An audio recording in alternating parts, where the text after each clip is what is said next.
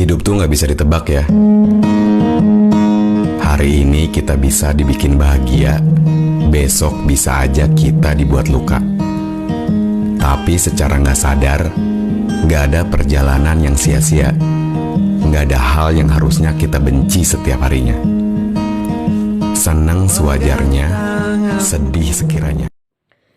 Oke, jumpa lagi dengan gue di Kewal Motovlog. Kali ini gue akan jelasin buat kalian, buat teman-teman gue, entah subscriber gue, entah teman yang ada di kampung, entah teman sekolah, dan lain-lain lah.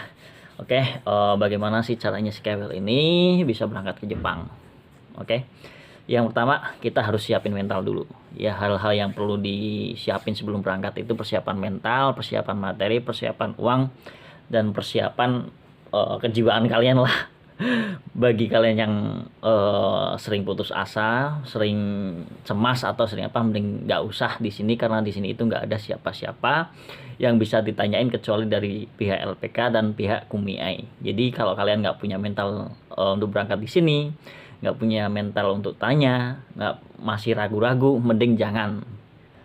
Buat kalian yang pengen ke sini harus 100% itu mental kalian kuat. Yang pertama itu siapin dana udah ada. Kita belajar ada 3 macam: belajar sendiri, belajar di LPK,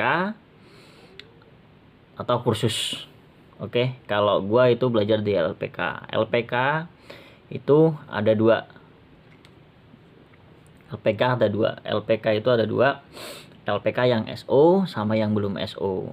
LPK yang belum SO itu biasanya kita ngajar bahasa Jepang dari senseinya untuk bab dasar lah. Setelah kita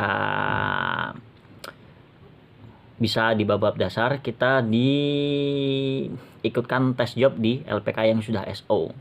Ya, LPK SO ini punya koneksi yang ada di Jepang juga, bisa buatin kalian, bisa berangkatin kalian untuk kerja di Jepang. Jadi semisal kalian mental kalian belum mampu, atau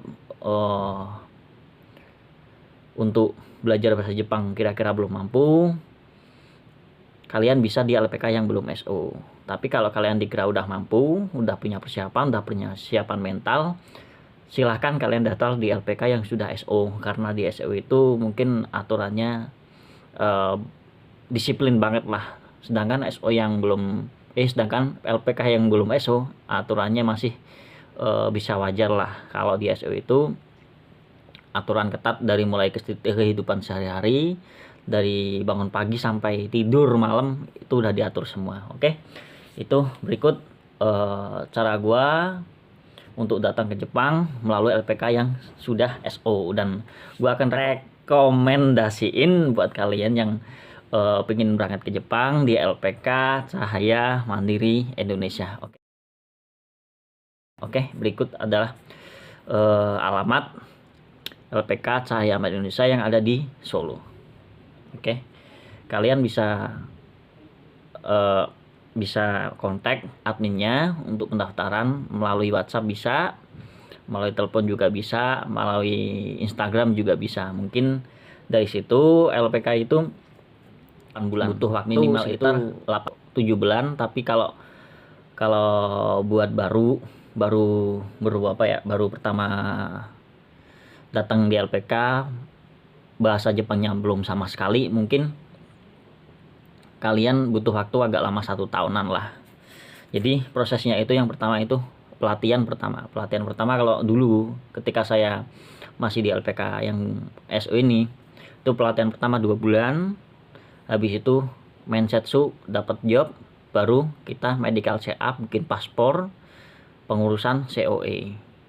Udah dapat job nih, baru yang kedua itu pelatihan 2. Itu sekitar 3 bulan kita nginep di asrama, makan 3 kali, semua diurus, dan semua kehidupan ada di sana. Banyak peraturan, dan sebisa mungkin kalian dididik jadi orang yang disiplin sebelum berangkat ke Jepang. Oke, itu LPK Cahaya Mandiri Indonesia.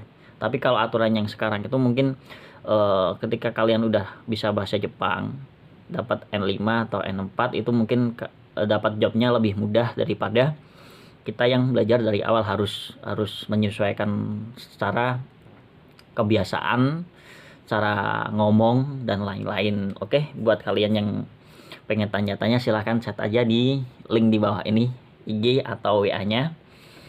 Oke, dan gimana ya, berhubung hari ini gue lagi di Senta dari tanggal 3 April kemarin baru berangkat, 4 April kita di sini, 1 minggu kita karantina, habis itu kita di Senta 1 bulan, habis di Senta kita baru bekerja. Oke, well, itu aja rekomendasi LPK dari tempat gua. Jangan lupa kalau bagi kalian yang pengen tanya-tanya, silahkan tanya-tanya. Sedikit lah ulasan dari saya tentang pekerjaan saya. Saya dapat job itu sekitar tahun 2020 dapat job di daerah Osaka, bidang pengelasan. Jadi kita ngelas entah itu jembatan, entah itu konstruksi dan lain-lain lah. Kalau jobnya belum begitu paham karena yang jelasin itu nanti orang Jepangnya. Mungkin itu aja, sekian dari saya. Bagaimana caranya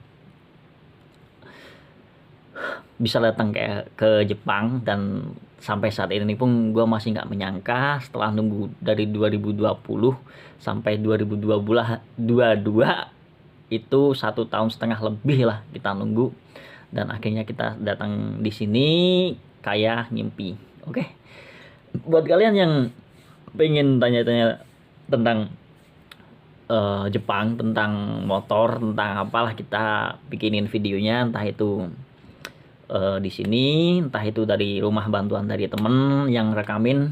Silahkan aja komen di bawah ini. Jangan lupa klik like, subscribe, and comment. See you. Jangan Lupa lupa subscribe. subscribe. Hai, arigatou gozaimasu.